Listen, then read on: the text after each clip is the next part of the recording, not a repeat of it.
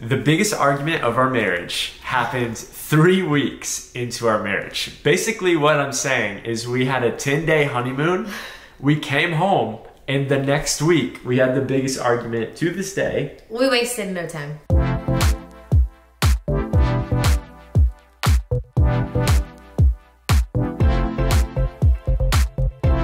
Valentine's Day is coming up. We wanted to talk about marriage. Yeah. But more specifically, our first year of marriage being actually the hardest year of marriage we've had so far. We've been married for almost 4 years now, and the first year it was rough. We argued more in the first year of our marriage than we probably have in the last 3 years combined. And so we're gonna make a video today talking about what we got wrong, how it got better, and if you're watching this and you wanna get married, or maybe you are married and find yourself in the same spot, we're hoping it will help you in the name of Valentine's Day and love. The biggest argument of our marriage happened 3 weeks into our marriage. Basically what I'm saying is we had a 10-day honeymoon.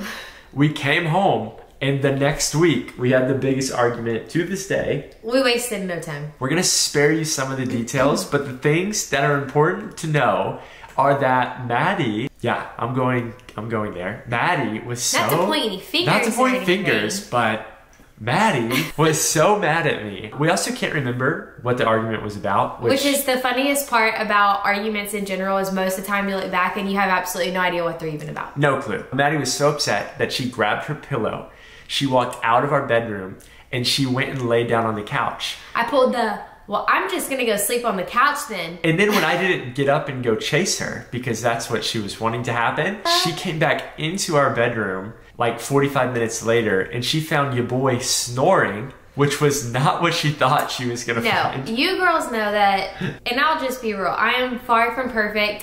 We've gotten better, but I strategically planned to leave my phone charger in the bedroom because I knew Noah enough to know, okay, if he does not come out here to try to like resolve this issue, I need another reason to go back into the room. So I was like, I'm gonna leave my phone charger, and then I'm gonna go back in there. It was strategic. And like walk in there and be like, give him a phone charger in hopes that he would be like, okay, babe, like let's talk about this. How do we resolve this? That wasn't happening. That's not what happened. He was sound asleep. I was totally asleep. Maddy got even more mad. Then she was like, I'm gonna go to Birmingham with my parents. I need a break. Like, it just was like so bad. We went to the extremes. Listen, like, this probably doesn't even sound that bad. It was bad. Like, it was really bad. It was. We didn't talk for like 3 days afterwards. And here's the thing, our first year of marriage, the same issues kept coming up over and over and over again. And it took some time for us to realize if nothing changes, then nothing's gonna change. Arguments were gonna stay the same,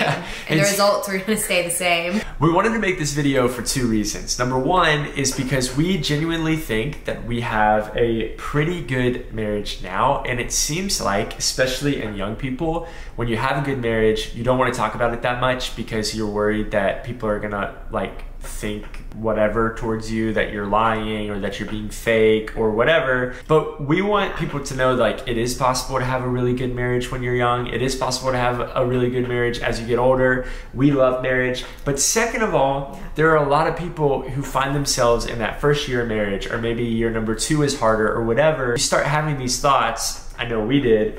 Is something wrong with us?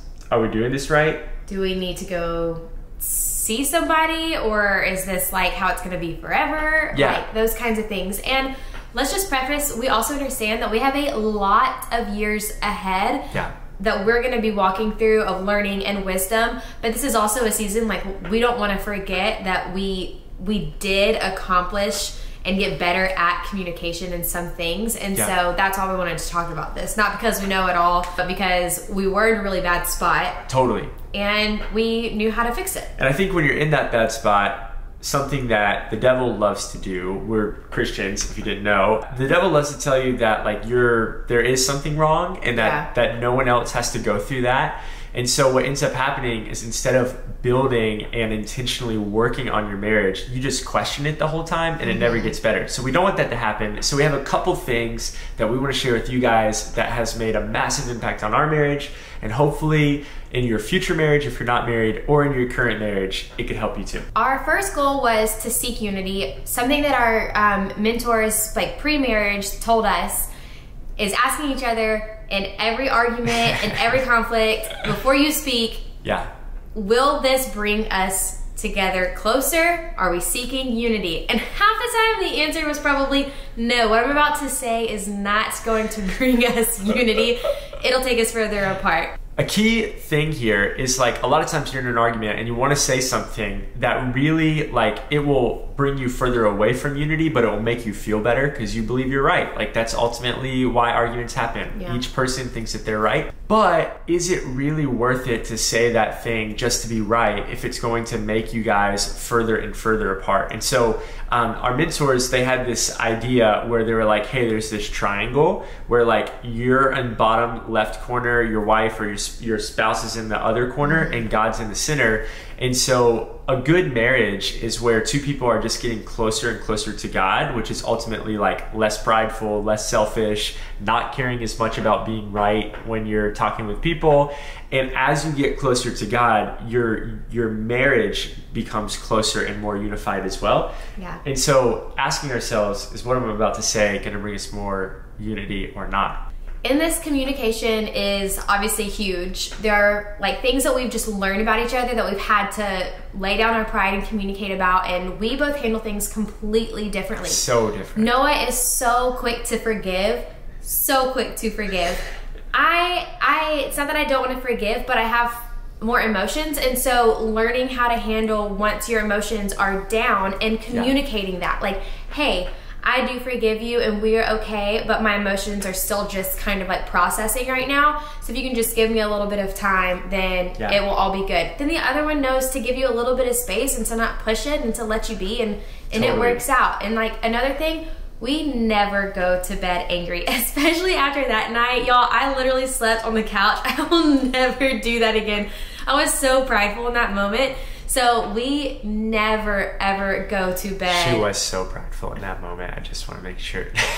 But now we laugh about things because it's just, you know, we've learned how to communicate. Number 2 is we prioritize a weekly date night. This is something that's really easy to do when you're dating, and even in the very earliest stages of marriage, it's easier to do. But as life begins to happen and you're living together and you're spending way more time together as a married couple, the first thing to go is normally the date night. And something that I had to learn, Maddy was great at this from the beginning, is realizing that the amount of time that you spend together does not equal quality time. So we were spending a ton of time together, but we weren't going on intentional date nights where there was no phone, there was no work, and we were just pouring into each other. We were just having fun together. We were just working on our marriage. And so we started implementing weekly date night every single week. It's changed what day it is depending on the season of life, but like right now, Fridays in general are family days, and Friday nights are date nights. And that has been an absolute game changer for our marriage. It's kept us on the same page. It's made us fall in love with each other more over time. And it's fun. And it's fun. And it's fun. Don't underestimate the power of fun. And girls, I want to speak to you directly because this, to me, I've seen the pressure fall fully on the guy when it comes to date night. And I think especially in a marriage, when they are pursuing you outside of marriage and you're dating, yes, let them pursue you, let them take you on dates. But when you're married, it also requires your effort as well, and seasons are gonna look different. But I also wanna say, like, something that has worked really well for us, so the pressure's not always on Noah, is we actually change who is in charge of date night each week. So Noah's in charge one week, and then I'm in charge the next week. That way he also knows that I care just about doing something fun for him and thinking of him. And then the next week, it's like he thinks of something that I want to do fun. And it just helps keep like a really good balance all across the board. And it doesn't put weight on just one spouse. And we found that to be super helpful. And it helps with the like, well, what do you want to do tonight? It helps mix it up a bit because you're not doing the exact same thing. Because let's be honest, you can only think of like one person really can only think of so many date nights. It keeps it spicy. It does. And number 3, pray together. Yeah.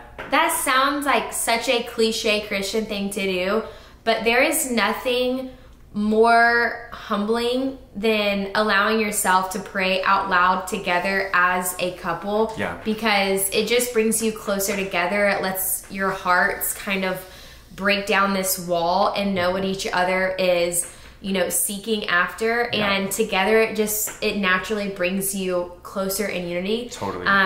You know, that means that Noah's praying for the things that I'm praying for, and vice versa. And we're carrying each other's burdens, and we're also celebrating in those prayers as well. So it's super important to pray together. Totally. I think like the deepest level of ourselves is spiritual. Yeah. And so when you unify as a couple spiritually, it helps emotionally, it helps mentally, it helps physically. Not to get like too weird, but like hearing Maddy pray makes me more attracted to her. Like turns you on. Hearing Maddy. That's what he was gonna say. We just went there. Okay. It just like allows That's why you. we got baby number 2 in the way. I'm just a prayerful gal. I don't even feel like we have to finish the point now, because you see it works. I mean, if you are wanting a better marriage, start praying together more. That's honestly, we should have made that point number 1 because it's the most important. Yo, thanks so much for watching this video. We hope it was helpful in some way. We love posting videos about family, faith, fun things that we enjoy. We even had a recent video on finances. We just love making these videos. If it was helpful in any way, give it a thumbs up. Yes, and if you have questions, you want us to do another video, please leave in the comments below. Really, our heart behind getting back onto YouTube and doing this is we just want to share every piece of advice, anything that we can that has been helpful to us, because let's not all keep things to ourselves. Let's all enjoy life and be able to overcome things together.